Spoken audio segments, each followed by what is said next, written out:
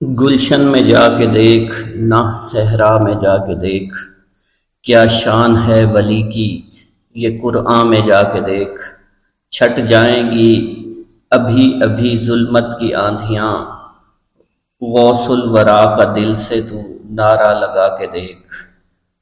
کھل جائے گی ابھی ابھی دل کی کلی کلی، ایک بار غوث پاک کا نغمہ سنا کے دیکھ۔ مل جائیں گے دونوں جہاں کی نعمتیں تجھے بھی، غوث الورا کو اپنا وسیلہ بنا کے دیکھ۔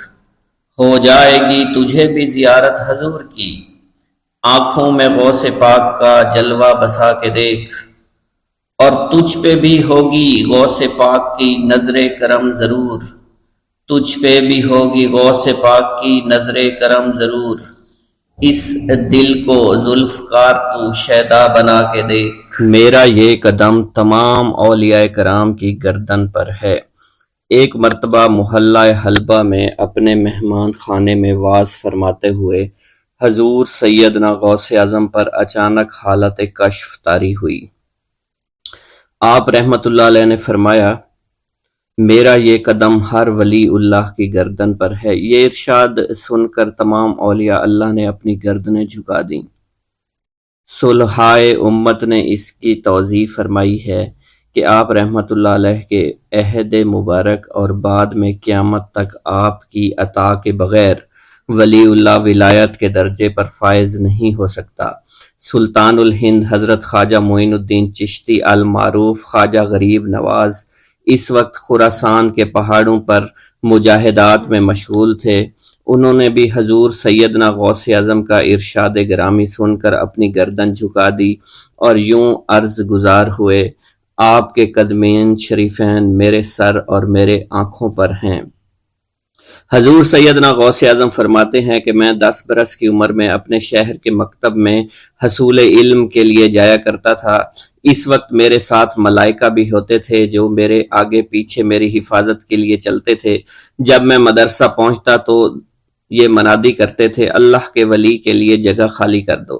چنانچہ وہ میرے لیے جگہ خالی کر دیتے تھے۔ ایک مرتبہ میں نے ایک ایسے شخص کو دیکھا جس نے فرشتوں کی آواز سن کر کہا، جس میں کوئی مزاحمت نہ ہوگی، کہ یہ ایک نہایت معزز گھرانے کا فرد ہے اور عن قریب اس کو وہ عظمت حاصل ہوگی جس میں کوئی مزاحمت نہ ہوگی، اور اس کو ایسا قرب نصیب ہوگا کہ اس کو کوئی فریب نہ دے سکے گا۔ پھر 40 برس بعد میں نے اس شخص کو پہچانا، وہ شخص ابدالوں میں سے تھا۔ حضرت شیخ ابو سعود احمد بن بکر حریمی سے مروی ہے کہ حضور سیدنا غوث اعظم نے فرمایا کہ میں 55 سال تک تنہا عراق کے بیابانوں میں پھرتا رہا۔ میں لوگوں کو نہ جانتا، لوگ مجھے نہ جانتے۔ اسی دوران میرے پاس رجال الغیب اور جنات تشریف لاتے جنہیں میں طریقت اور اصول کی تعلیم دیتا تھا۔ ابتدا میں جب میں عراق میں داخل ہوا تو حضرت خضر میرے ہم سفر بنے، اور بعد میں اس وقت ان کو پہچانتا نہ تھا، اور اس کے ساتھ میرا معاہدہ ہوا کہ میں ان کے کسی حکم کی خلاف ورزی نہیں کروں گا۔ ایک مرتبہ انہوں نے مجھے ایک جگہ بیٹھنے کا حکم دیا اور میں اس جگہ 3 سال تک بیٹھا رہا۔ سال میں ایک مرتبہ حضرت خضر میرے پاس تشریف لاتے، فرماتے کہ یہی تیرا مقام ہے جہاں تجھے پہنچایا گیا ہے۔ اس عرصہ کے دوران تمام نفسانی خواہشات مجھ پر انسانی شکل میں وارد ہوئیں، لیکن اللہ عز و جل نے مجھے ہر موقع پر استقامت عطا فرمائی اور مجھے ان خرافات سے بچائے رکھا۔ ابتدا میں میرا نفس مجاہدہ کا کوئی طریقہ اختیار کرتا تو میں اس پر قائم ہو جاتا اور کسی چیز کو قبول نہ کرتا تھا۔ ایک طویل مدت تک اپنا گلا گھونٹتے ہوئے میں مدائن کے جنگلوں میں مجاہدات میں مشغول رہا۔ حضور سیدنا غوث اعظم فرماتے ہیں کہ میں نے اپنے نفس کو مختلف مجاہدوں، مختلف ریاضتوں اور مختلف مشقتوں میں ڈالے رکھا۔ 1 سال تک میں گری ہوئی چیزیں اٹھا کر کھاتا رہا، دوسرے سال پانی پر گزارا کیا، اور تیسرے سال نہ میں نے کچھ کھایا، نہ پیا اور نہ ہی سویا۔ ایک مرتبہ شدید سردی کی وجہ سے میں ایوان کسریٰ کے کھنڈرات میں سویا تو رات بھر میں 40 مرتبہ طبیعت خراب ہوئی۔ حضور سیدنا غوث اعظم فرماتے ہیں، ہر سال ایک بزرگ آتے اور وہ مجھے جبہ دے کر چلے جاتے۔ इसी तरह मैंने बेशुमार तरीकों से दुनिया और नफ्स से छुटकारा पाने की कोशिश की। लोग मुझे दीवाना समझते थे। मैं बरहना जिस्म जंगलों में चला जाता और कांटों पर लौटता शोर मचाता था। मेरा तमाम बदन से खून जारी हो जाया करता था और लोग मुझे उठाकर शिफा खाने ले जाया करते, जहां मेरी हालत मजीद बिगड़ जाती। एक वक्त ऐसा भी आया जब मुझ में और मुर्दा में कोई फर्क ना था। लोग कफन लेकर आए, गुस्साल को बुलवाया कि वो मुझे गुस्ल दे दें। अभी उन्होंने मुझे गुस्ल देने के लिए तख्ता पर डाला ही था कि मेरी हालत दुरुस्त हो गई। मैं उठ खड़ा हुआ। तरीकत की इन पुरखतर राहों में ना तो मैं कभी खौफजदा हुआ और ना कभी मेरा नफ्स मुझ पर गलबा पा सका और ना ही दुनिया की आराइश मुझे हैरान कर सकी। हजूर सैयदना गौसे आजम फरमाते हैं, शैतान ने मेरे गिर्द बेशुमार जाल बिछाए। जब मैंने उससे कहा कि ये क्या है तो उसने कहा, ये दुनियावी चीजें हैं और मैं इन जालों से तुम जैसों को शिकार करता हूं। मैंने 1 साल तक शैतान का मुकाबला किया, उसके बिछाए हुए तमाम जालों को खत्म कर दिया।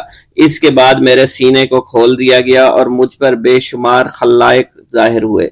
हजूर सैयदना गौसे आजम फरमाते हैं, मैंने दरियाफ्त किया कि ये अल्लाइक कैसे हैं। जवाब मिला कि ये खुल्क के असबाब हैं जो तुमसे मिले हुए हैं। मैं साल भर इनकी जानिब मुतवज्जे रहा, यहां तक कि वो मुझसे जुदा हो गए। जब मुझ पर मेरा बातन जाहिर किया गया तो मैंने अपने कल्ब को बहुत से अल्लाइक से मुलव्वस पाया। मैंने दरियाफ्त किया कि ये अल्लाइक क्या हैं। जवाब मिला, ये तुम्हारे इरादे, तुम्हारे इख्तियारात हैं। चुनाचा 1 साल तक इनकी जानिब मुतवज्जे रहा कि वो मुझसे दूर हो गए। मेरा कल्ब इन तमाम गिलास्तों से निजात पा गया। फिर मुझ पर मेरे नफ्स को जाहिर किया गया। मैंने इसका मुशाहिदा किया। मुझे मालूम हुआ इसके साथ कुछ अमराज और भी हैं और नफ्स की ख्वाहिशात जिंदा हैं। नफ्स का शैतान सरकश है। चुनाचा मैंने साल भर फिर तवज्जो दिलाई और मेरे नफ्स के तमाम अमराज सिरे से ही खत्म हो गए और इसके शैतान ने कलमा पढ़ लिया और फिर मेरे तमाम अमूर अल्लाह के लिए हो गए और मैं अपनी हस्ती से बाहर निकल आया। हजूर सैयदना गौसे आजम फरमाते हैं, फिर मैं तवक्कल के दरवाजे पर आया ताकि मेरा मकसद पूरा हो। लेकिन जब मैंने तवक्कल के दरवाजे पर पहुंचा तो बेशुमार लोग मौजूद थे। मैं इस हजूम को चीरता हुआ आगे बढ़ा और शुक्र के दरवाजे पर पहुंच गया। यहाँ पर भी लोगों का जम गफीर मौजूद था। उससे भी चीरता हुआ आगे बढ़ा और मुशाहिदा के दरवाजे पर पहुंच गया और यहाँ पर मौजूद हजूम को चीरता हुआ अंदर दाखिल हुआ। हत्ता के सबसे आखिर में मुझे फक्र के दरवाजे पर लाया गया। फक्र का दरवाजा खाली था। जब इस दरवाजा में मैं दाखिल हुआ तो देखा जिन जिन चीजों को मैंने तर्क किया था वो सब यहाँ मौजूद थीं। यहाँ मुझे एक बहुत बड़े रूहानी खजाने की फतूहात से नवाजा गया और मेरे लिए तमाम दुनिया के खजाने खोल दिए गए। मुझे रूहानी इज्जत, दायमी फना और खालिस आज़ादी अता फरमाई गई। मेरी तमाम चीज़ें जो मेरी हस्ती और मेरी सिफात सब मादूम हो गईं और मेरी हस्ती की जगह किसी और ने ले ली। हजरत शेख अबू सईद मखजूमी ने हजूर सैयदना गौसे आजम को खिरका खिलाफत से नवाजा और फरमाया, ए अब्दुल कादिर, ये वो खिरका है जो हजूर नबी करीम सल्लल्लाहु अलैहि वसल्लम ने हजरत सैयदना अली उल मुर्तज़ा को अता फरमाया और हजरत सैयदना अली उल मुर्तज़ा ने यह खिरका हजरत ख्वाजा हसन बसरी को अता फरमाया था, जिससे होता हुआ ये खिरका मुझ तक पहुंचा और ये तुम्हारी अमानत थी जो मैंने तुम तक आज पहुंचा दी है। हजूर सैयदना गौसे आजम ने जब खिरका मुबारक को ज़ेब तन किया तो आप पर बेशुमार अनवार व तजल्लियात की बारिश होना शुरू हो गई। हजूर सैयदना गौसे आजम ने हजरत शेख अबू सईद मखजूमी के मदरसा में तदरीसी फ़राइज़ सरअंजाम देना शुरू कर दिए। आपके लिए फ़िलहाल तदरीसी मसरूफियात के अलावा कोई काम न था। आपकी शबाना रोज की मेहनत से आपके नाम का शोरा कुछ ही दिनों में सारे बगदाद में फैल गया। तलबा दूर दराज के इलाकों से इल्म के हसूल के लिए आने लगे। तलबा की तादाद जब मजीद बढ़ना शुरू हो गई तो इर्द गिर्द के कई मकानात को खरीद कर मदरसा में दाखिल कर लिया गया। कुतुब सैर में मनकूल है कि 528 हिजरी में आप मदरसा निजामिया की वसी इमारत तामीर फरमा चुके थे। इस मदरसा की तामीर में आपने बहसीयत मजदूर भी हिस्सा लिया था। हजरत शेख अबुल खुशाब से मरवी है कि मैं जवानी में जब इल्म नहब पढ़ रहा था तो लोगों ने मुझे हजूर सैयदना गौसे आजम के पास जाने का मशवरा दिया اور اس کی وجہ سے مجھے بھی اشتیاق ہوا کہ میں آپ کا واز سنوں۔ ایک مرتبہ کچھ لوگوں کے ہمراہ آپ کی مجلس میں دوستوں کے ہمراہ حاضر ہوا۔ آپ نے میری جانب توجہ کرتے ہوئے فرمایا ہماری صحبت اختیار کر لو، چنانچہ میں نے آپ کے فرمان کے مطابق آپ کی صحبت کو اختیار کر لیا۔ آپ نے مجھے علم نحو کے علاوہ علوم عقلیہ اور تقلد حاصل کیے جس سے مجھے کوئی واقفیت پہلے نہیں تھی۔ 1 سال کے عرصہ میں آپ کی نظر کرم سے میں نے وہ علوم حاصل کر لیے جو گزشتہ اتنی عمر گزارنے کے باوجود بھی مجھے حاصل نہیں ہوئے تھے۔ منقول ہے حضرت شیخ بقا بن بطو، شیخ علی بن ہیتی اور شیخ کیلوی جب حضور سیدنا غوث اعظم کے مدرسہ میں آتے تو جھاڑو دیا کرتے تھے اور چھڑکاؤ کرتے تھے، لیکن آپ کی اجازت کے بغیر کبھی اندر داخل نہ ہوتے تھے۔ اجازت ملنے کے بعد آپ حضرات اندر داخل ہوتے اور اجازت ملنے پر ہی بیٹھتے تھے۔ آپ سے امان طلب کرتے اور امان مل جانے کے بعد مؤدب ہو کر بیٹھ جاتے۔ جس وقت آپ کہیں جانے کا ارادہ کرتے تو یہ حضرات سواری کے ہمراہ چلتے۔ آپ انہیں اس فعل سے منع فرمایا کرتے تھے اور کہتے تھے کہ ہمیں آپ کے ذریعے قرب الہی حاصل ہوا ہے۔ حضرت شیخ محمد قائل الادنیٰ سے مروی ہے کہ ایک مرتبہ حضور سیدنا غوث اعظم سے دریافت کیا گیا کہ آپ کی بزرگی اور عظمت کا راز کیا ہے؟ آپ نے فرمایا کہ میں کبھی جھوٹ نہیں بولتا اور کبھی کسی سے کذب بیانی نہیں کرتا۔ بھوک اللہ کے خزانوں میں سے ایک خزانہ ہے۔ حضرت شیخ ابو محمد فرماتے ہیں ایک روز میں حضور سیدنا غوث اعظم کی خدمت میں ایسی حالت میں حاضر ہوا کہ فاقہ سے تھا اور میرے اہل و عیال بھی کئی دنوں سے بھوکے تھے۔ میں نے آپ کی خدمت میں سلام عرض کیا تو آپ نے میری دلی کیفیت کو بھانپتے ہوئے فرمایا اے جونی، بھوک اللہ تعالیٰ کے خزانوں میں سے ایک خزانہ ہے اور اللہ عز و جل جس کو دوست رکھتا ہے اس کو فاقہ کی نعمت عطا فرما دیا کرتا ہے۔ حضرت شیخ زین الدین فرماتے ہیں ایک مرتبہ میں اور ایک میرا دوست حج کی ادائیگی کے بعد بغداد شریف آئے۔ بغداد شریف میں ہم کسی کو جانتے نہیں تھے اور ہمارے پاس صرف ایک قبضہ کمان تھی جسے فروخت کر کے ہم نے کچھ چاول خریدے اور انہیں پکایا۔ ہم ان چاولوں سے سیر نہ ہو سکے اور نہ ہی ہمیں کوئی لطف محسوس ہوا۔ بعد ازاں ہم حضور سیدنا غوث اعظم کی محفل میں حاضر ہوئے تو آپ کچھ کلام فرما رہے تھے۔ ہمیں دیکھتے ہی آپ نے اپنا کلام قطع کر لیا اور فرمانے لگے حجاز مقدس سے کچھ مہمان آئے اور ان کے پاس قبضہ کمان کے سوا کچھ نہ تھا جسے انہوں نے فروخت کر کے چاول خریدے اور انہیں پکا کر کھایا، لیکن نہ ہی وہ سیر ہوئے اور نہ ہی لطف اندوز۔ حضرت شیخ زین الدین ابو الحسن علی بن ابو طاہر ابراہیم انصاری فرماتے ہیں ہم نے جب حضور سیدنا غوث اعظم کا یہ کلام سنا تو ہم نہایت حیران ہوئے۔ محفل کے اختتام پر آپ نے دسترخوان بچھوایا۔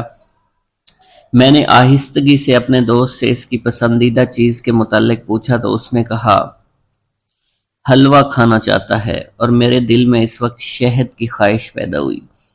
ابھی یہ سب کچھ ہمارے دلوں میں ہی تھا کہ حضور سیدنا غوث اعظم نے اپنے خادمین کو حکم دیا جاؤ حلوہ شہد لے آؤ۔ خادمین نے حکم کی تعمیل کی اور حلوہ اور شہد ہمارے سامنے لا کر رکھ دیا۔ آپ کا اس طرح ہمارے دلوں کی بات پر مطلع ہونے سے ہم حیران رہ گئے۔ حضرت ابو حفص عمر بن صالح بغدادی ایک مرتبہ اپنی اونٹنی کو ہانکتے ہوئے حضور سیدنا غوث اعظم کی خدمت میں حاضر ہوئے۔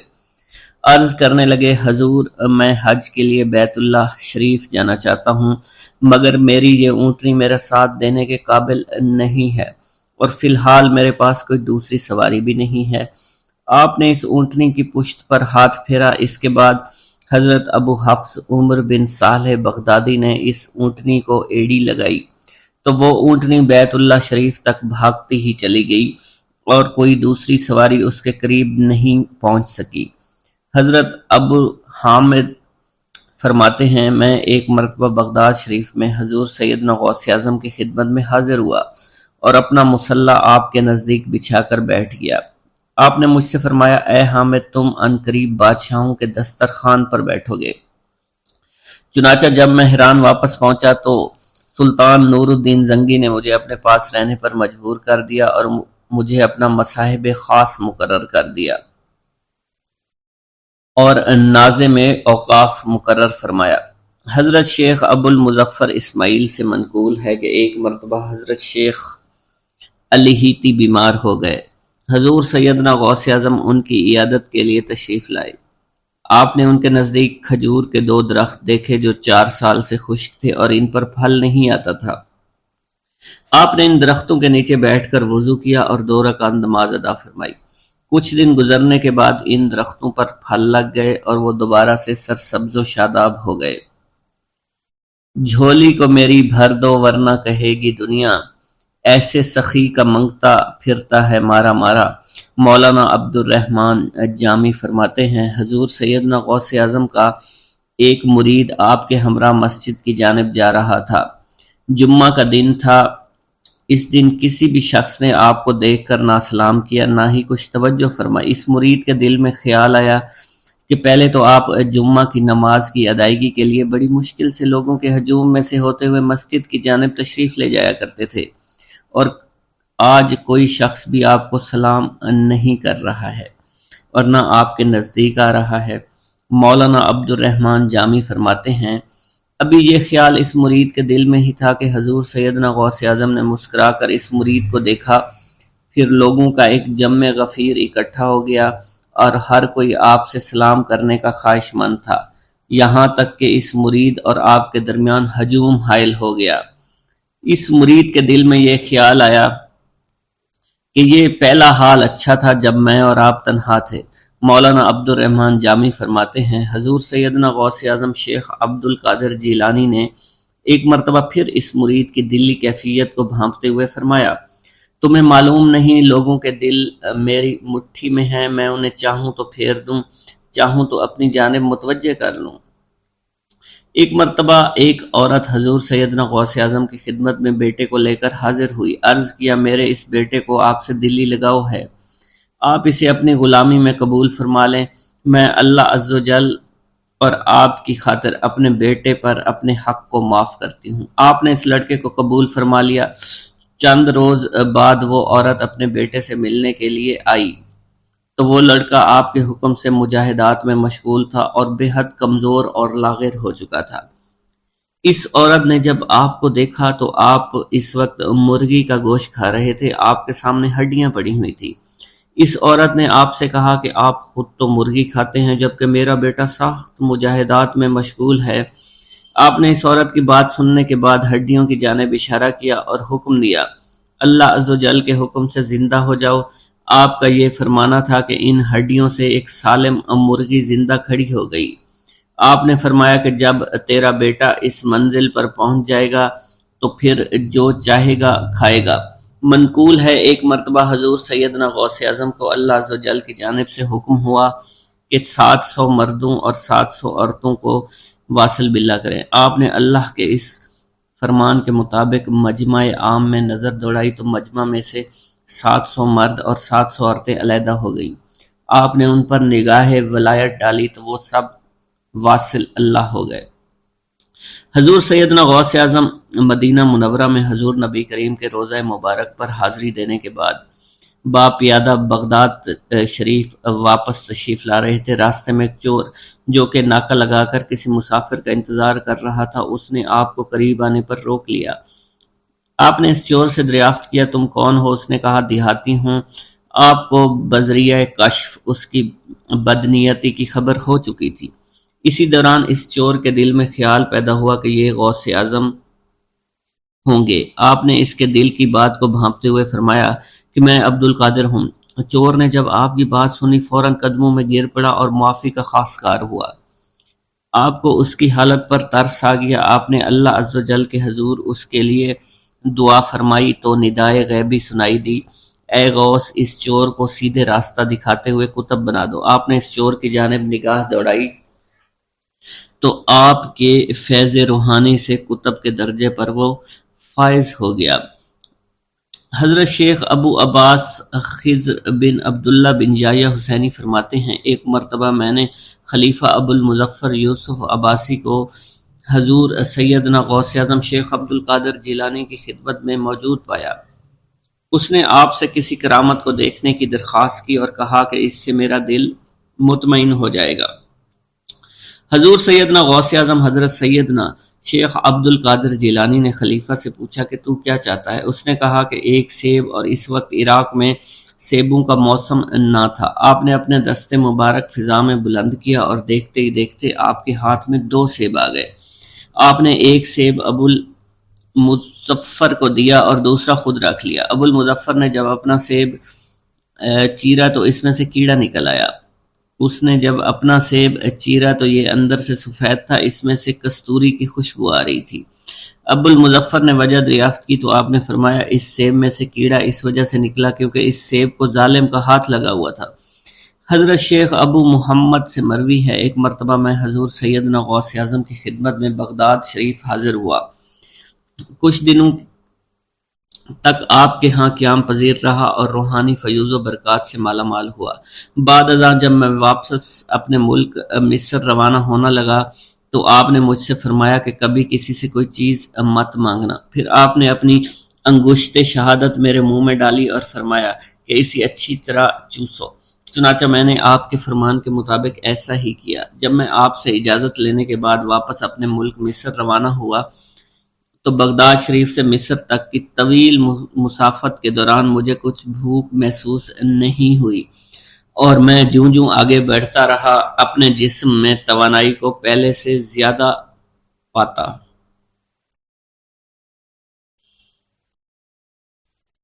بسم اللہ الرحمن الرحیم۔ ناظرین گرامی، روایت میں آتا ہے کہ قطب الاقطاب حضرت شیخ عبد القادر جیلانی الحسنی والحسینی الجیلانی، حضرت غوث اعظم شیخ عبد القادر جیلانی رحمۃ اللہ علیہ جب نماز ادا کرتے تو بہت زار و قطار رویا کرتے، یعنی گریہ زاری کیا کرتے تھے۔ روتے روتے آپ کی ہچکی بن جایا کرتی تھی۔ جب آپ رحمت اللہ علیہ مسجد میں اپنے مریدین اور شاگردوں کے ساتھ با جماعت نماز پڑھتے، اللہ پاک کی محبت اور عشق میں اتنے ڈوب کر عبادت کرتے کہ ان کے شاگرد آپ کی رقت آمیزی کو دیکھ کر، یعنی رونے کے انداز کو دیکھتے اور کہتے، اگر اصل نماز دیکھنی ہے تو غوث پاک کی نماز کو دیکھا جائے۔ تو ایک بار کا ذکر ہے کہ آپ رحمت اللہ علیہ عراق کی مسجد میں سے با جماعت نماز پڑھ کر باہر نکلے۔ آپ کے مریدین بھی آپ کے ساتھ تھے۔ آپ نے دیکھا کہ اسی محلے میں کچھ بچے اخروٹ کے ساتھ کھیل رہے ہیں۔ آپ بچوں سے بہت پیار کیا کرتے تھے، گویا کہ خود بچپن میں کبھی بچوں کی طرح کھیل کود نہیں کر سکے، لیکن بچوں کو دیکھ کر آپ مسکراتے تھے۔ آپ آگے بڑھنے لگے اور مریدین کی بڑی جماعت بھی آپ کے ساتھ تھی۔ ابھی آپ زیادہ دور نہیں گئے تھے کہ ان بچوں نے ایک دوسرے کے کان میں کچھ بولنا شروع کر دیا اور اشارے میں باتیں کرنے لگے کہ کیا خیال ہے کہ جو بابا جی سب سے نمایاں ہیں، نورانی چمکتے ہوئے چہرے والے ہیں، سب سے آگے چل رہے ہیں، ان کو بولا جائے جو فرمائش ہمیں کرنی ہے ان سے کر دیں، کیا یہ ہمیں ڈانٹیں گے تو نہیں؟ تو کچھ سمجھدار بچے ہم زبان ہوئے اور کہا، نہیں نہیں، یہ جو بابا ہے نا بہت اچھے ہیں، ان سے جو کچھ کہو گے انہوں نے وہ ہماری بات پوری کرنی ہے، ہم ان سے ایک میٹھی اور لذیذ چیز آج منگواتے ہیں۔ تو ان میں سے ایک بچہ جو سب سے بڑا تھا پاس آیا اور کہا، بابا میری بات سنیں۔ آپ نے بہت پیار اور شفقت سے اس کے سر پر ہاتھ رکھا اور کہا، بیٹا کہو۔ اس نے کہا کہ میرا دل کر رہا ہے کہ میں آپ سے کچھ مانگوں۔ آپ نے فرمایا کہ کہو بیٹا کیا چاہتے ہو؟ وہ کہنے لگا کہ مجھے آپ اس فلاں جلیبی والے سے جلیبی لا کر دے سکتے ہیں، میرا کھانے کا بہت دل کر رہا ہے۔ میں چلا جاتا، لیکن بابا میری باری آنے والی ہے، جب تک میں جلیبی لے کر وہاں آؤں گا میری باری چلی جائے گی۔ آپ رحمت اللہ علیہ کے وہاں کے مشہور بزرگ بڑے سردار لوگ ہیں، آپ کے خادمین آپ کے نوکر بننے کے لیے جان کی بازی لگانے کو تیار رہتے ہیں۔ ادھر وہ بچے آپ کے رتبے کو بھی دیکھ رہے تھے اور یہ بھی دیکھ رہے تھے کہ آپ کون سی شخصیت ہے، لیکن پھر بھی اتنے سارے لوگوں کو چھوڑ کر آپ سے وہ بچہ کہتا ہے کہ بابا مجھے جلیبی لا کر دے دیں۔ بابا جی نے کہا کہ ٹھیک ہے میں لا کر دے دیتا ہوں۔ آپ کا ایک مرید آپ کے پاس آیا اور کہا حضرت آپ کیوں اس بات پر توجہ دے رہے ہیں، آپ اس بچے کی فرمائش پر جلیبی لا رہے ہیں؟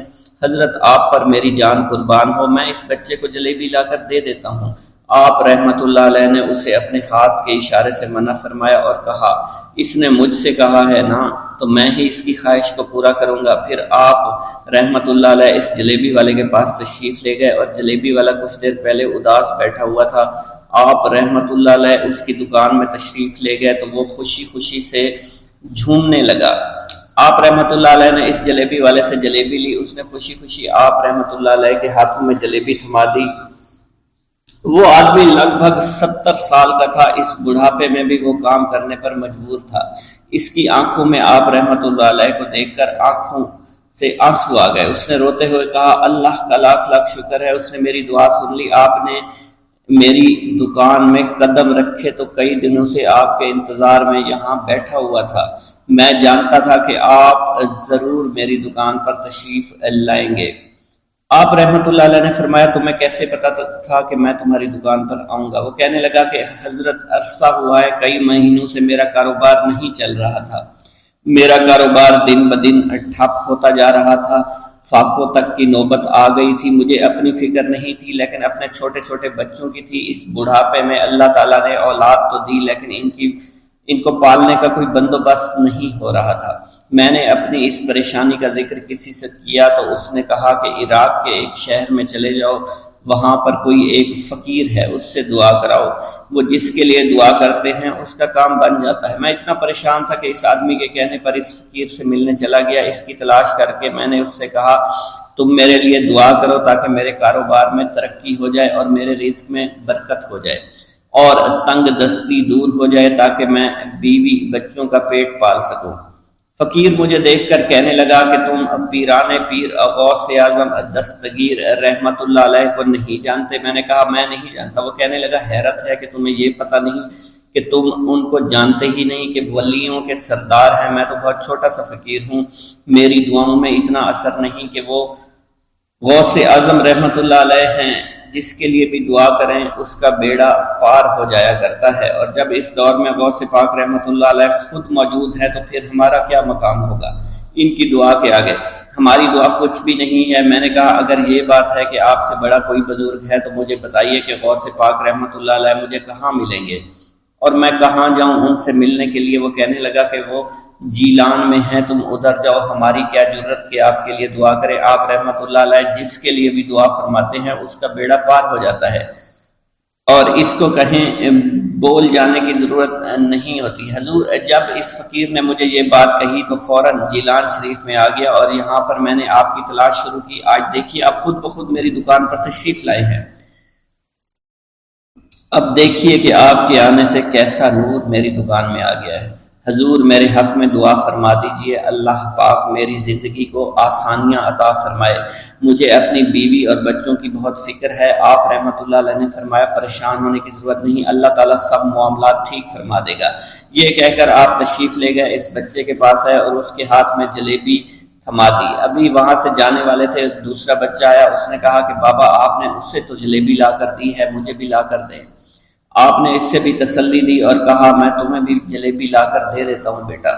یہ دیکھ کر مریدین بہت غصہ ہونے لگے اور کہا کہ حضور ہم اس بچے کو جلیبی لا کر دے دیتے ہیں، آپ کیوں زحمت کرتے ہیں؟ لیکن آپ نے فرمایا نہیں، یہ بچے مجھ سے کہہ رہے ہیں نا، میں ان کا نہیں ٹال سکتا۔ حضور آپ بہت مصروف شخصیت ہے، کیوں ان چھوٹے بچوں کی باتیں سن رہے ہیں؟ آپ نے ہاتھ کے اشارے سے انہیں روکا اور فرمایا اللہ تعالیٰ نے ہمیں جس کام کے لیے چنا ہے بس وہ کام ہی ہم کر رہے ہیں، تم لوگ اللہ پاک کی حکمت کو نہیں سمجھ رہے۔ پھر آپ جتنی بار وہ بچے آپ کو بھیجتے رہے، آپ رحمت اللہ علیہ ان کے لیے جلیبیاں لاتے رہے، حتیٰ کہ آخری بچے کو بھی آپ نے جلیبی لا کر دے دی اور وہ مزے سے کھانے لگے۔ جلیبی کھانے کے بعد وہ آپ کو دعائیں کرنے لگے اور کہا آپ بہت اچھے انسان ہیں، جیسا کہ آپ کے بارے میں ہم نے سنا تھا آپ ویسے ہی ہیں، آپ اخلاق کے بہت عمدہ ہیں، آپ کی سخاوت کے بارے میں ہم نے جتنا سن رکھا تھا آپ اتنے ہی سخی ہیں، ہم آپ سے بہت خوش ہوئے۔ آپ رحمت اللہ علیہ مسکرائے، بچوں کی خوشی دیکھ کر آپ کو دلی اطمینان ملا۔ اب ایک اور نماز کا وقت ہو رہا تھا۔ آپ نے مریدین سے کہا کہ چلو نماز پڑھنے کے لیے مسجد میں چلتے ہیں۔ وہ سب مل کر مسجد میں چلے گئے اور اللہ کی عبادت میں مصروف ہو گئے۔ بسم اللہ الرحمن الرحیم۔ منقول ہے کہ حضور سیدنا غوث اعظم کے زمانہ میں ایک مقرب کی ولایت سلب کر لی گئی۔ سب چھوٹے بڑے اس کو حقارت کی نگاہ سے دیکھنے لگے۔ اس نے 360 اولیاء اللہ سے التجا کی کہ وہ اس کے حق میں دعا فرمائیں، لیکن اس کا نام لوح محفوظ پر اشتیاق کی فہرست میں لکھ دیا گیا۔ ان اولیاء اللہ نے اس کو بتایا کہ تم کامیاب نہیں ہوں گے۔ اس کے چہرے کا رنگ سیاہ پڑ گیا۔ اس شخص نے حضور سیدنا غوث اعظم شیخ عبد القادر جیلانی کی خدمت میں حاضر ہو کر دعا کی درخواست کی۔ آپ نے فرمایا تم اللہ عز و جل کی بارگاہ میں مردود ہو گئے ہو، مگر میں تمہیں اللہ کے اذن میں مقبول بنا سکتا ہوں۔ پھر حضور سیدنا غوث اعظم نے اس کے لیے بارگاہ الہی میں دعا فرمائی تو غیب سے ندا آئی، کیا تمہیں معلوم ہے کہ تم سے پہلے بھی 360 اولیاء اللہ اس کے لیے سفارش کر چکے ہیں، لیکن اس کا نام لوح محفوظ پر اشتیاق کی فہرست میں لکھا جا چکا ہے۔ یا الہی تو مردود کو مقبول، مقبول کو مردود بنانے پر قادر ہے۔ اگر تیری منشا یہی ہے، تو نے اس کو مقبول بنانے کے لیے مجھ سے دعا کیوں کروائی؟ غیبی ندائی، اے عبد القادر، اسے میں نے تمہارے سپرد کیا، تم اسے جو چاہے بنا دو۔ چنانچہ آپ کی دعا سے وہ پھر سے بارگاہ الہی میں مقبول ہو گیا۔ حضرت شیخ ابو صالح سے منقول ہے، حضرت شیخ ابو مدین مغربی نے مجھے حضور سیدنا غوث اعظم شیخ عبد القادر جیلانی کی خدمت میں بغداد فقر کی تعلیم کے لیے بھیجا۔ آپ نے مجھے 20 دن تک اپنے خلوت خانہ کے دروازہ پر بٹھائے رکھا اور 20 روز گزرنے کے بعد مجھے قبلہ رو ہونے کا حکم دیا گیا۔ جب میں قبلہ رو ہو گیا، آپ نے فرمایا اے ابو صالح اس طرف دیکھو۔ چنانچہ میں نے اس جانب دیکھا تو آپ نے فرمایا کیا دیکھ رہے ہو؟ میں نے عرض کیا بیت اللہ شریف میری نگاہوں کے سامنے ہے۔ آپ نے مجھے حکم دیا کہ اب مغرب کی سمت دیکھو۔ میں نے اپنا چہرہ مغرب کی جانب کیا تو آپ نے فرمایا کہ اب کیا دیکھ رہے ہو؟ میں نے عرض کیا کہ میں اپنے مرشد پاک حضرت ابو مدین کو دیکھ رہا ہوں۔ ایک مرتبہ سنان نامی عیسائی پادری نے حضور سیدنا غوث اعظم کی محفل میں حاضر ہو کر سلام عرض کیا۔ حاضرین کھڑے ہو کر بیان دیا کہ میں یمن کا رہنے والا ہوں، میں نے ارادہ کیا کہ میں اسلام قبول کروں گا۔ اسی دوران میرے دل میں خیال پیدا ہوا میں اس دور کی سب سے بہترین شخصیت کے دست مبارک پر کلمہ پڑھوں۔ اسی سوچ کے دوران مجھے نیند آ گئی۔ خواب میں مجھے حضور سیدنا عیسیٰ کی زیارت نصیب ہوئی۔ آپ علیہ السلام نے مجھ سے ارشاد فرمایا بغداد چلے جاؤ، شیخ عبد القادر کے دست حق پر اسلام قبول کرو، کیونکہ اس وقت وہ روئے زمین پر تمام لوگوں میں افضل اور اعلیٰ ہیں۔ حضرت شیخ عمر الحکیمانی سے منقول ہے، ایک مرتبہ حضور سیدنا غوث اعظم کی خدمت میں 13 لوگ دائرہ اسلام میں داخل ہونے کے لیے حاضر ہوئے۔ ان لوگوں نے بیان کیا کہ ہم عرب کے عیسائی ہیں اور ہم نے کلمہ پڑھنے کا ارادہ کر لیا ہے۔ ابھی یہ سوچ ہی رہے تھے کہ کس مرد کامل کے دست حق پر کلمہ پڑھیں گے، ہمیں ہاتف غیب سے آواز سنائی دی کہ بغداد جا کر شیخ عبد القادر جیلانی کے دست مبارک پر کلمہ پڑھو۔ حضرت شیخ زین الدین ابو الحسن علی بن ابی طاہر سے مروی ہے، فرماتے ہیں میں نے حضور سیدنا غوث اعظم سے علم حاصل کیا۔ اللہ عز و جل نے مجھے 1 سال میں اتنا علم دیا کہ دوسروں کو وہ علم 20 سال میں بھی نصیب نہ ہوا ہوگا۔ میں نے آپ سے مصر جانے کی اجازت طلب کی۔ آپ نے فرمایا تو دمشق پہنچ کر غازیوں کو مصر میں داخل ہونے کے لیے تیار پائے گا تاکہ اس پر قبضہ ہو جائے، مگر ان سے کہنا کہ وہ ہرگز کامیاب نہ ہوں گے، ہاں دوسری مرتبہ وہ کامیاب ہو جائیں گے۔ حضرت شیخ زین الدین فرماتے ہیں جب میں دمشق پہنچا میں نے وہی حال پایا جو آپ نے بیان فرمایا تھا۔ میں نے ان سے کہا تو وہیں نہ رکے۔ جب میں مصر پہنچا تو میں نے خلیفہ کو ان کو مقابلے کے لیے تیار پایا۔ میں نے خلیفہ سے کہا گھبراؤ نہیں، کامیاب ہو جاؤ گے۔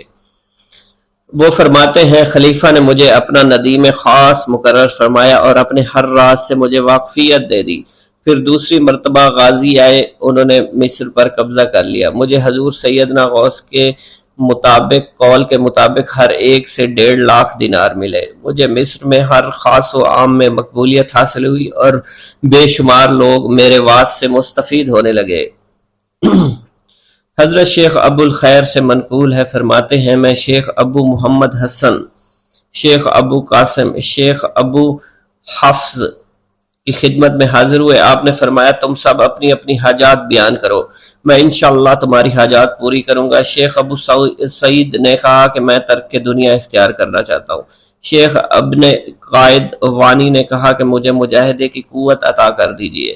شیخ بزاز نے کہا خوف الہی چاہتا ہوں۔ شیخ فارسی نے کہا اللہ کے ساتھ میرا ایک حال ہے جسے میں کھو بیٹھا ہوں، چاہتا ہوں میرا وہ حال لوٹ آئے۔ شیخ جمیل نے کہا میں حفظ کرنا چاہتا ہوں۔ شیخ عمر نے کہا میں علم کی زیادتی چاہتا ہوں۔ شیخ خلیل نے کہا میں چاہتا ہوں مجھے موت نہ آئے، یہاں تک کہ مجھے مقام قطبیت پر فائز کیا جائے۔ شیخ ابو البرکات نے کہا کہ میں محبت الہی میں استغراق چاہتا ہوں۔ شیخ ابو عبداللہ نے کہا کہ میں نائب وزیر بننا چاہتا ہوں۔ شیخ ابو مفتوح نے کہا کہ میں خلیفہ کے گھر کا استاد بننا چاہتا ہوں۔ حضرت شیخ ابو الخیر فرماتے ہیں حضور سیدنا غوث اعظم نے فرمایا انشاءاللہ تم سب کی حاجات جلد پوری ہوں گی۔ چنانچہ آپ کا قول پورا ہوا اور تمام لوگوں کی حاجات پوری ہوئی ماں سوائے شیخ خلیل کے، کیونکہ حضرت شیخ خلیل نے قطبیت مانگی تھی جس کا وقت ابھی نہیں آیا تھا۔ حضرت ابو اسعد عبداللہ سے مروی ہے کہ میری کنواری بیٹی فاطمہ گھر کی چھت پر چڑھی تو اسے کوئی چیز اٹھا کر لے گئی۔ اس وقت میری بیٹی کی عمر 16 برس تھی۔ میں حضور سیدنا غوث اعظم شیخ عبد القادر جیلانی کی خدمت میں حاضر ہوا اور سارا ماجرا ان کے گوش گزار کر دیا۔ آپ نے فرمایا تم آج رات کو کرخ کے ویرانے میں جاؤ اور تل خمس 5واں ٹیلا کے پاس جا کر بیٹھ جاؤ اور اپنے ارد گرد دائرہ کھینچ لو۔ دائرہ کھینچتے وقت بسم اللہ علی نیت عبد القادر کے الفاظ پڑھنا۔ جب رات بڑھے گی جنوں کے گروہ مختلف شکلوں میں تیرے نزدیک سے گزریں گے، تم انہیں دیکھ کر خوف زدہ مت ہونا۔ جب صبح ہو جائے گی تو جنوں کا بادشاہ جماعت کے ہمراہ گزرے گا، وہ تجھ سے تیری حاجت پوچھے گا، تو اسے بتانا عبد القادر نے بھیجا ہے اور میری حاجت یہ ہے۔ ابو سعید فرماتے ہیں میں نے حکم کی تعمیل کی، آپ کے فرمان کے مطابق ڈراؤنی شکلوں والے لوگ گزرے مگر دائرہ کے نزدیک کوئی نہ آ سکا، یہاں تک کہ صبح جنوں کا بادشاہ گھوڑے پر سوار ہو کر آیا۔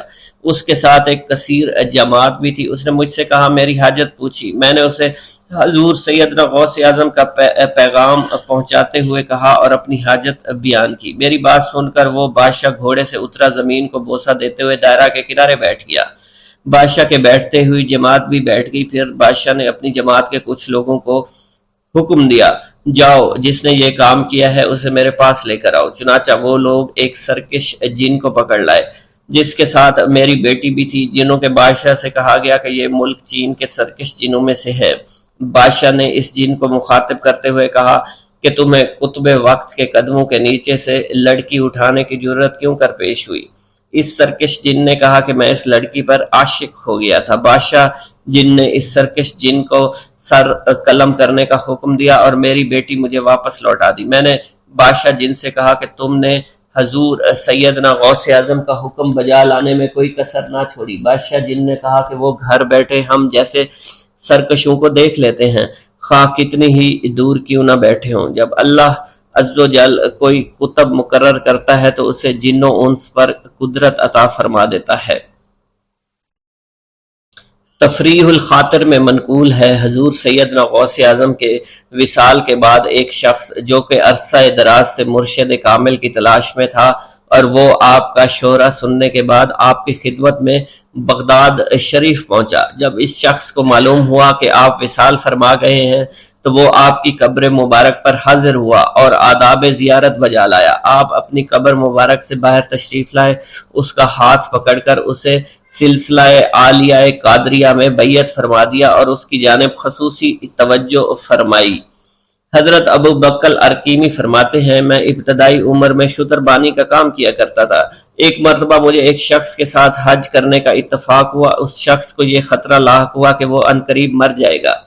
اس نے مجھے ایک چادر اور 10 دینار دیے اور فرمایا یہ میری امانت تم بغداد شریف واپس جا کر حضور سیدنا غوث اعظم شیخ عبد القادر جیلانی رحمۃ اللہ علیہ کی خدمت میں پیش کر دینا۔ حضرت ابو بکر الکیمی فرماتے ہیں کہ میں اس وصیت کے کچھ دنوں بعد اس شخص کا انتقال ہو گیا۔ میں جب بغداد شریف تشریف لایا تو لالچ میں پھنس گیا، میرے دل میں خیال آیا ان چیزوں کے متعلق کسی کو کچھ علم نہیں ہے، چنانچہ میں نے وہ چادر اور 10 دینار اپنے پاس رکھ لیے۔ ایک دن میں بازار سے گزر رہا تھا، میری ملاقات حضور سیدنا غوث اعظم سے ہوئی۔ میں نے آپ کو سلام کیا، آپ نے میرا ہاتھ پکڑ کر فرمایا تم نے 10 دیناروں کے لیے بھی اللہ کا خوف نہیں کیا، میری امانت اپنے پاس رکھ لی اور میرے پاس اپنی آمد و رفت بھی ختم کر لی۔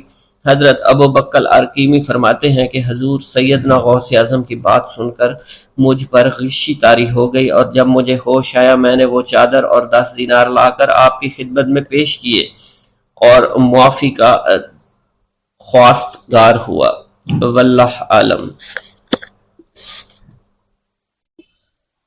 ایک گاؤں کے بارے میں کہا جاتا تھا کہ جہاں قدرت کی بے پناہ نعمتیں تھیں، اللہ پاک نے وہاں کے لوگوں کو مالا مال کیا ہوا تھا۔ ایسی نعمتیں کہ جن نعمتوں کو دیکھ کر انسان اکثر مغرور ہو جایا کرتے ہیں، مگر وہاں پر کچھ مسلمان تھے، اور سب سے بڑی اور بری بات یہ تھی کہ وہاں کے تمام لوگ کافر تھے۔ وہ کفار اپنی دولت پر بہت فخر کیا کرتے تھے، کیونکہ ان میں ہر ایک انسان بہت دولت مند تھا، ہر ایک کے پاس بے بہا پیسے تھے، کسی کو پیسوں کی کمی نہیں تھی۔ وہاں کے سردار کی ایک اکلوتی بیٹی تھی جس کو سردار بے پناہ پیار کرتا تھا۔ اس سردار کی بیٹی بے پناہ مغرور، ظالم، گھمنڈی تھی۔ وہاں پر غریب لوگ صرف مسلمان ہی تھے، تمام کافر ایک دوسرے کی مدد کیا کرتے تھے، لیکن مسلمانوں کی مدد کرنے والا وہاں پر کوئی نہ تھا۔ وہاں پر انہیں کوئی دیکھنے والا نہ تھا۔ سردار کی بیٹی کو کالے جادو میں خوب مہارت حاصل تھی، اور وہ جادو کی وجہ سے وہاں پر رہنے والے غریبوں پر بہت ظلم کیا کرتی تھی۔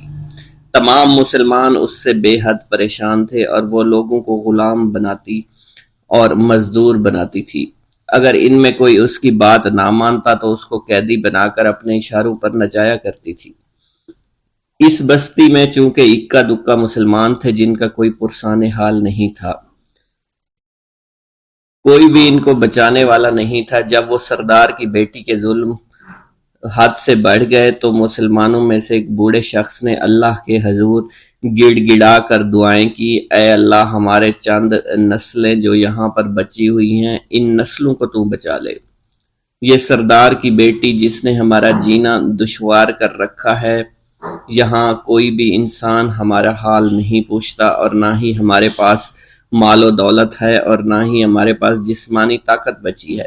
یا اللہ ہمارے لیے کوئی ایسا بندہ بھیج جو نہ صرف طاقتور ہو بلکہ اس جادوگرنی یعنی سردار کی بیٹی کو بھی ہرا سکے۔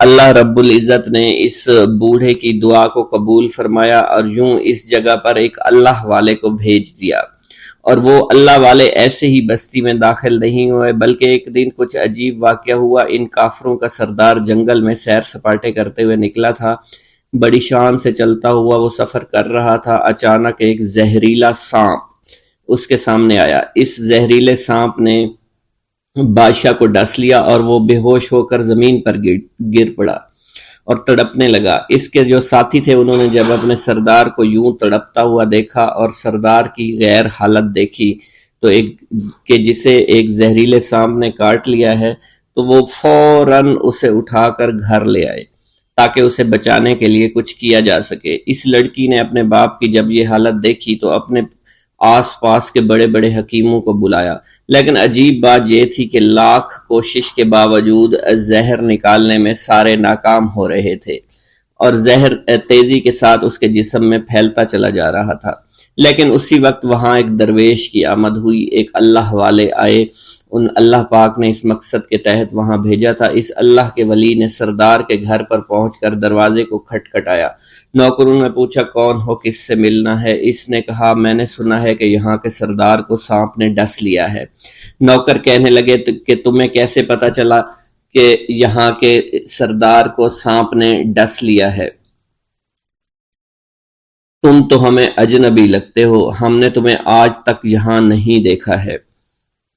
اس نے کہا میں مسافر ہوں اور مجھے خبر ملی ہے کہ یہاں کے سردار کو ایک زہریلے سانپ نے ڈس لیا ہے اور کوئی بھی اس کا علاج نہیں کر پا رہا۔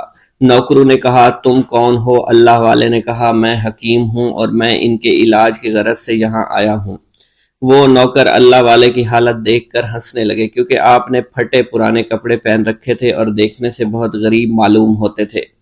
وہ نوکر کہنے لگے کہ اتنے بڑے سردار کا علاج کرو گے؟ ارے یہاں تو اس کے پاس بڑے بڑے حکیم بلائے گئے ہیں، ہمارے سردار کے پاس پیسوں کی کوئی کمی نہیں ہے، اور وہ تم جیسے غریب سے بھلا کیوں علاج کروائیں گے؟ درویش نے کہا اگر تم چاہتے ہو تمہارے سردار کی جان بچ جائے پھر مجھے اندر جانے دو۔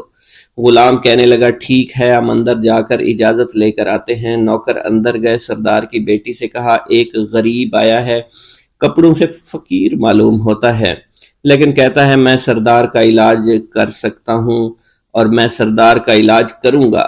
جو زہر تیزی کے ساتھ جسم میں پھیل رہا ہے میں اس کو باہر نکال پھینک کروں گا۔ اس کی بیٹی کہنے لگی ٹھیک ہے بلا لو۔ جب وہ اللہ والے اس کے گھر کے اندر گئے تو دیکھا سردار تڑپ رہا تھا، ٹانگ کو بار بار بستر پر پٹخ رہا تھا۔ اللہ والے نے اس کے پیر کی طرف دیکھا جہاں سانپ نے اس کو کاٹا تھا، اسی جگہ اللہ والے نے تھوک دیا، فوراً وہاں سے بھاگ گئے۔ اس کے سارے سپاہی اس کی بیٹی دیکھ کر حیران رہ گئے کہ یہ بھلا کون سا دیوانہ ہے، کمرے میں آیا، علاج کی بجائے اسی جگہ پر تھوک دیا جہاں صرف کاٹا تھا، اور بھاگ بھی گیا، اس کو کوئی گرفتار نہیں کر سکا۔ سردار کی بیٹی غصے میں تل ملا اٹھی کہ اس نے جو گستاخی کی ہے اس کی کوئی بات نہیں، تھوک کو میں صاف کروا دوں گی، مگر اس کو تو میں ابھی گرفتار کرواتی ہوں۔ اور اس نے اپنے سردار کے ایک نوکر سے کہا کہ اس تھوک کو صاف کرو۔ اس نوکر نے تھوک کو صاف کرنے کی بجائے اس کو اچھی طرح سے ٹانگ پر مل دیا۔ لڑکی نے کہا کیا کر رہے ہو؟ اس فقیر نے میرے باپ کی ٹانگ پر تھوک دیا، اب اس تھوک کو تم مل رہے ہو؟ حکیم نے اپنے ہاتھ کے اشارے سے سردار کے بیٹے کو روک دیا۔ جیسے اس تھوک کو سردار کی ٹانگ پر ملا گیا فوراً سارا زہر ختم ہو گیا۔